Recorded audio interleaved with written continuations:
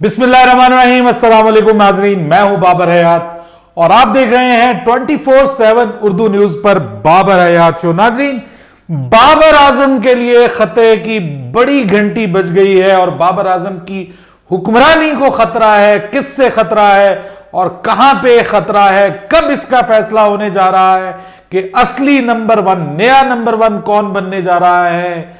बाबर आजम की रातों की नींदें हराम होने जा रही हैं, लेकिन क्या बाबर आजम अपनी इस हुक्मरानी को बरकरार रख पाएंगे, बड़ा सवाल है, जिसके ऊपर आज के इस प्रोग्राम में, ये हमारी एक्सक्लूसिव स्टोरी है जिसके ऊपर आज हम बात करने जा रहे हैं। इसके अलावा हम बात करेंगे कि भारत का जो स्क्वाड है, बड़ा ही डेंजरस किस्म का स्क्वाड इंडिया अनाउंस करने जा रहा है। जो प्रोबेबल स्क्वाड है वो आपके सामने रखूंगा, क्योंकि इसमें हो रही है भारतीय क्रिकेट के किंग विराट कोहली की वापसी और किस पोजीशन पर वो खेल रहे हैं, इस हवाले से भी फैसला कर दिया गया है। और इसके अलावा हम आज के इस प्रोग्राम में बात करेंगे कि पाकिस्तान के लिए बहुत बहुत बहुत अच्छी खबरें आ रही हैं कॉमनवेल्थ गेम्स से, लेकिन पाकिस्तान की हॉकी को बहुत बड़ा झटका लगा है आज और बहुत ही अफसोसनाक किस्म की खबर पाकिस्तान की हॉकी के हवाले से आई है।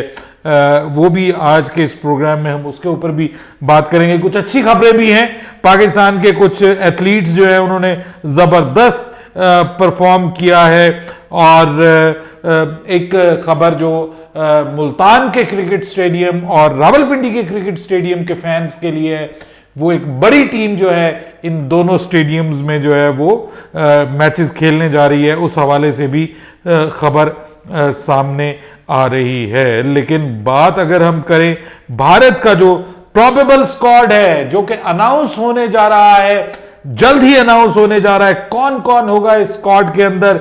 सबसे पहले आपको बताऊं कि रोहित शर्मा, केएल राहुल, विराट कोहली, दीपक हुडा, इनको शामिल किया जा रहा है। ये बड़े एक्साइटिंग टैलेंट के तौर पर सामने आ रहे हैं और सूर्या कुमार यादव पे पाकिस्तानियों को खास नजर रखने की जरूरत है, क्योंकि ये तड़पाएगा भी और रुलाएगा भी। इसमें भरपूर टैलेंट मौजूद है और इस पे और भी नजर रखने की जरूरत है, वो आगे चल के हम बात करेंगे। उसके अलावा ऋषभ पंत और हार्दिक पांड्या, वाह वाह, दिनेश कार्तिक, बड़े अरसे के बाद इनको वापसी करवाई गई है विकेट कीपर के तौर पे। और फिर रविंद्र जडेजा हैं, रवि अश्विन है with all his experience, and Yuzvendra Chahal भी शामिल हो सकते हैं स्क्वाड में। ये प्रोबेबल स्क्वाड है, फाइनल स्क्वाड नहीं है अभी तक। उसके बाद जसप्रीत बुमराह, उसके बाद भुवनेश्वर कुमार बुवी और अर्शदीप सिंह, और साथ में आखिर में हर्षल पटेल जो हैं वो भी, मैं कहता हूं कमाल हो गया जी। क्या बहुत ही जबरदस्त और तगड़ी किस्म की टीम आ रही है इंडिया की। ये मान जाइए पाकिस्तानियों, नींद से उठ जाओ, क्योंकि इस बार जो आपका मुकाबला होने जा रहा है वो बड़ी ही परफेक्ट इंडियन टीम के साथ होने जा रहा है। और आपको, बहुत सारे लोगों के लिए परेशानी की बात यह है कि आपको ना तो मोहम्मद हफीज की मदद इस बार हासिल है और ना ही शोएब मलिक की मदद हासिल है। यूए की टर्निंग पिचेस के ऊपर युजी चहल की बॉलिंग आपको बहुत ज्यादा डिस्टर्ब कर सकती है। इसके अलावा स्पिनर में आपको रविंद्र जडेजा, रविचंद्र अश्विन, इनकी घूमती हुई जो डिलीवरीज हैं वो पाकिस्तान की मिडिल ऑर्डर का बड़ा इम्तिहान साबित हो सकती हैं। पाकिस्तान का टॉप ऑर्डर बहुत मजबूत है। ऑब्वियसली जो हमारे पहले दोनों टॉप रैंक प्लेयर थे, बाबर आजम और मोहम्मद रिजवान, लेकिन अब वो दोनों टॉप रैंक में आ गई है एक दीवार जिसका नाम है सूर्या कुमार, वो आ गई है उसके दरमियान में। और यानी सूर्या कुमार यादव अब दूसरे नंबर पे आन पधारे हैं और दूसरे नंबर पे उनके आने से बाबर आजम की बादशाही को खतरा दरपेश हो गया है। कितने ही महीनों से बाबर आजम T20 रैंकिंग में पहले नंबर पे विराजमान है और पहले नंबर पे उनकी पोजीशन को कोई खतरा नहीं था, क्योंकि दूसरी ढाल उनकी बने हुए थे रिजवान, मोहम्मद रिजवान। लेकिन अब क्या हुआ है, अब हुआ है ये कि सूर्या कुमार यादव ने जो अपनी रीसेंट पास्ट में उनकी परफॉर्मेंसेस हैं कमाल की परफॉर्मेंसेस दी हैं उन्होंने और जबरदस्त परफॉर्मेंसेस दी हैं। इवन इंग्लैंड में उनकी परफॉर्मेंसेस शानदार रही हैं। उसके बाद अब यूएई में माफ कीजिएगा वेस्ट इंडीज के खिलाफ भी उनकी परफॉर्मेंसेस बड़ी जबरदस्त मैच विनिंग परफॉर्मेंसेस दी हैं उन्होंने। और उसके बाद जिसमें एक बड़ी ही शानदार आपको पता है सेंचुरी भी उनकी शामिल है। सो रीसेंट पास्ट में जो उनकी एक्स्ट्रा ऑर्डिनरी परफॉर्मेंस है उसकी वजह से अब जो आईसीसी T20 रैंकिंग में जो दूसरे नंबर पे तो वो आ गए हैं, लेकिन असल खतरा ये है कि वो ना सिर्फ दूसरे नंबर पे हैं बल्कि सिर्फ 2 पॉइंट्स का फर्क रह गया है बाबर आजम का और उनका, सिर्फ 2 पॉइंट्स का फर्क। और 2 पॉइंट्स नीचे हैं वो बाबर आजम से और कोई एक परफॉर्मेंस उनकी 50 प्लस की उनको बाबर आजम से ऊपर ले जाएगी। लेकिन मेरे दोस्तों इतना भी आसान नहीं है, रुको ठहरो जरा वेट करो। उसकी वजह यह है कि ये फैसला कब होने जा रहा है, ये फैसला होगा एशिया कप के दरमियान। सो जिसको आप कहते हैं ना match within the match होने वाला है Babar Azam versus new exciting talent of the world cricket Suryakumar Yadav, जिनको स्काई भी कहा जाता है, SKY, इंडियन क्रिकेट का स्काई बने हुए हैं इस वक्त। और उनकी जिसको कहते हैं ना इंडियन क्रिकेट के आसमान पे चमकता हुआ सितारा इस वक्त SKY हैं और इंडियन क्रिकेट के फैंस की भी आंखों का तारा बने हुए हैं। लेकिन क्या ये तारा यूएई में चमकेगा या टूटेगा, ये फैसला यूएई में होगा। और क्या बाबर की किस्मत का सितारा बुलंदी की तरफ जाएगा या नीचे की तरफ जाएगा, यह फैसला भी यूएई में होगा। एशिया कप में अब को बहुत ज्यादा वक्त, बहुत ज्यादा समय तो बाकी नहीं रह गया, कुछ 20-22 दिन बाकी रह गए हैं। और उसके बाद फिर पाकिस्तान और इंडिया का जो मैच होगा ना, मेरे ख्याल में उसी में फैसला हो जाएगा।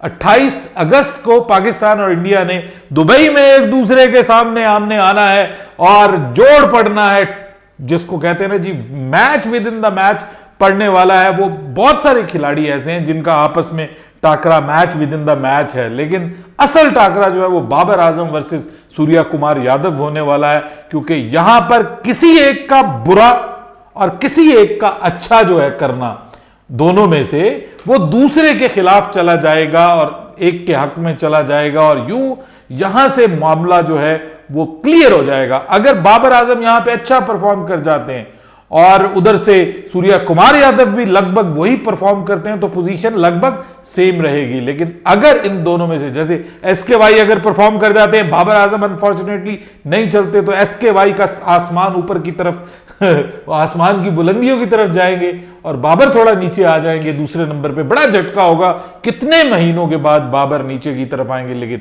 Pakistani cricket fans, being a me as well, being a Pakistani cricket fan, मैं भी ये समझता हूं अल्हम्दुलिल्लाह कि बाबर आजम जो है वो इंशाल्लाह इंडिया के खिलाफ जबरदस्त परफॉर्म करेंगे और वो अपनी पोजीशन को स्ट्रेंथन करेंगे, बल्कि मजीद आगे जाएंगे। अपना पॉइंट्स जो है उनके मजीद इंशाल्लाह आगे बढ़ेंगे। और यूएई में बाबर आजम का रिकॉर्ड बिल्कुल बुरा नहीं है, अच्छा रिकॉर्ड है और इंशाल्लाह बाबर आजम यहां पे अच्छा परफॉर्म करेंगे।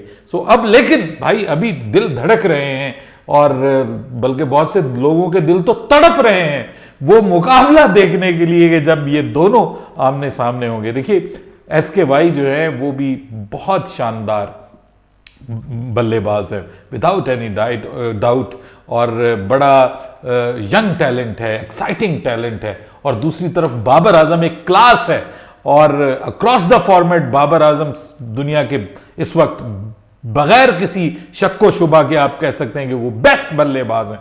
सो T20 में फिलहाल उनकी बादशाही को एक चेक दिया है हमारे हमसाया मुल्क के SKY सूर्या कुमार यादव ने, जो कि मौजूए बहस भी रहेंगे और जिस पे नजरें भी रहेंगी पूरे इस एशिया कप के दौरान। दूसरी जानिब अगर हम बात करें तो पाकिस्तान के क्रिकेट फैंस जो कि मुल्तान और जिनका ताल्लुक मुल्तान से है और जिनका ताल्लुक रावलपिंडी से है, उनके लिए अच्छी खबर यह है कि इंग्लैंड जब दिसंबर में इंशाल्लाह पाकिस्तान आएगा, टेस्ट मैचेस खेलने के लिए, तो 2 टेस्ट मैचेस में, 3 टेस्ट मैचेस में से 2 टेस्ट मैचेस एक मुल्तान में होगा और एक रावलपिंडी में होगा। यह फैसला हो चुका है। सो मुल्तान के क्रिकेट फैंस को एक बहुत ही क्लास की, जो आप समझ लीजिए कि टेस्ट क्रिकेट देखने को मिलने वाली, दुनिया की 2 बड़ी टीमों के दरमियान कमाल का टाकरा रावलपिंडी और जो मुल्तान के फैंस हैं उनको देखने को मिलेगा। और इंशाल्लाह रावलपिंडी में मैं भी इस मैच का हिस्सा जरूर बनूंगा और रावलपिंडी स्टेडियम से आपके साथ इस मैच में हम होंगे। दूसरी जानिब पाकिस्तान क्रिकेट बोर्ड को बहुत बड़ा झटका लगा जी। पाकिस्तान क्रिकेट बोर्ड की जो समझ लें उम्मीदों के ऊपर एक पानी का सैलाब फिर गया, यानी बिल्कुल ही अनएक्सपेक्टेड हुआ है पाकिस्तान क्रिकेट बोर्ड के साथ। वो किस लिए हुआ है? वो जो जूनियर लीग पाकिस्तान करवाना चाह रहा है, उसकी जो टाइटल स्पॉन्सरशिप है उसके हवाले से बहुत ही मायूस कुन किस्म की बिड्स आई हैं। और वो बिड्स जो हैं, जो पीसीबी ने एक मिनिमम जो बेस प्राइस रखी थी उससे भी उसका भी वो 25% भी नहीं है। अब सीन ये है कि पीसीबी ने जो बिड्स की बेस प्राइस जहां से ऊपर बिड देनी जरूरी थी वो कुछ 44 करोड़ के करीब रखी थी। 3 साल का इसका टाइटल स्पॉन्सरशिप था, लेकिन जो बिड्स आई हैं वो 9 करोड़ से ज्यादा नहीं आई। 3 कंपनीज ने दी थी, एक तो वैसे ही बाहर हो गई, फारिग हो गई, सर्विसेज ग्रुप जो है उसको वैसे फारिग कर दिया गया। 2 कंपनीज जो है उन्होंने तकरीबन को 9.5 पौने 10 करोड़ की जो है वो बिड्स दी हैं। और उस पर अब पीसीबी ने कहा कि बिडा अपने कोल रखो तो दोबारा आओ। उन्होंने कहा कि आपको शर्म आनी चाहिए, आप इतनी बिड दे रहे। लेकिन ये जो है ये पाकिस्तान क्रिकेट बोर्ड के लिए बड़ी परेशानी की बात है, क्योंकि ये हमारे रमीज भाई का ड्रीम प्रोजेक्ट है।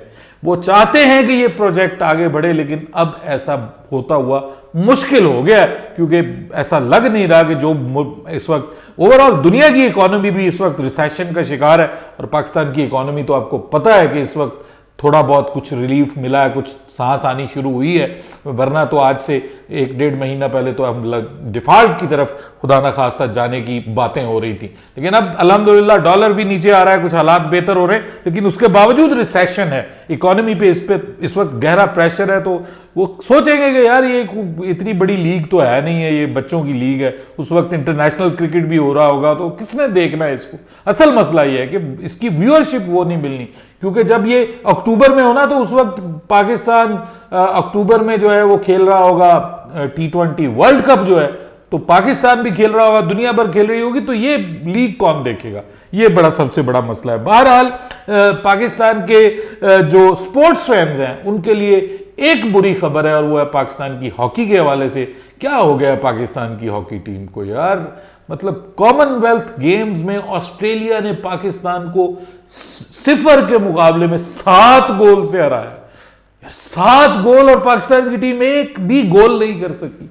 यानी ये हालात आने थे यार। एक वक्त था कि हॉकी पाकिस्तान का मकबूल तरीन खेल था, और यकीन कीजिए जब शहबाज सीनियर खेला करता था, फिर उसके बाद इवन शहबाज जूनियर का दौर भी आया, लेकिन उससे पहले भी हॉकी कमाल की थी पाकिस्तान की। और जब पाकिस्तान में वर्ल्ड कप हुआ था, मुझे वो भी याद है, चैंपियंस ट्रॉफी तो होती हमारी थी, और ओलंपिक्स में कितनी बार हमने गोल्ड मेडल हासिल किए। और अब यह है कि हम वर्ल्ड कप की दौर से भी बाहर हो चुके हैं, हम वर्ल्ड कप के लिए क्वालिफाई नहीं कर सके।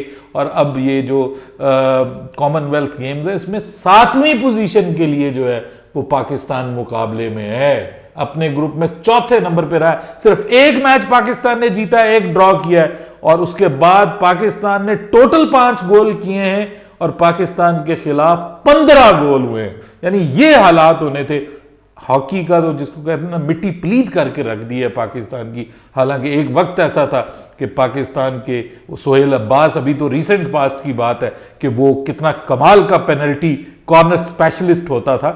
मुझे हॉकी बहुत पसंद थी, लेकिन जो हॉकी की मिट्टी रोली गई है इस वक्त पाकिस्तान में, इंतहाई अफसोसनाक खबर है। लेकिन अच्छी खबर यह है कि पाकिस्तान के 2 एथलीट्स ऐसे हैं कि जो सेमीफाइनल में पहुंच गए हैं, और ये पाकिस्तान के पहलवान हैं रेसलर्स हैं जिन्होंने 2 क्वार्टर फाइनल्स जीते हैं।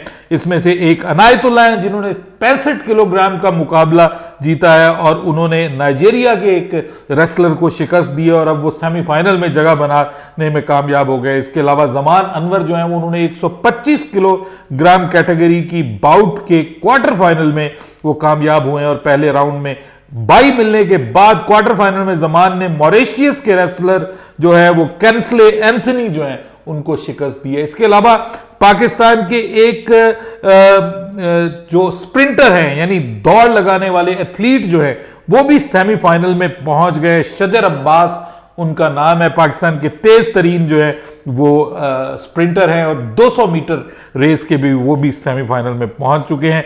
इसके अलावा इनाम भट्ट जो हैं उनके बारे में भी खबर आ रही है कि वो भी पाकिस्तान के जानिब से क्वार्टर फाइनल खेल रहे हैं, वो भी अच्छे रेसलर हैं। तो अच्छी खबरें भी हैं पाकिस्तान के लिए, लेकिन ये जरूरी नहीं है कि ये सारी खबरें जो हैं वो अच्छी ही हों। इसके अलावा अगर हम बात करें तो जनाब शान मसूद जो हैं वो अब वापस जा रहे हैं अपनी काउंटी डर्बीशायर के लिए खेलने के लिए। पाकिस्तान आए थे, टेस्ट सीरीज में गए साथ में, बस पानी पिलाने के अलावा या कोई हल्की फुल्की फील्डिंग के अलावा उनको मौका नहीं मिला।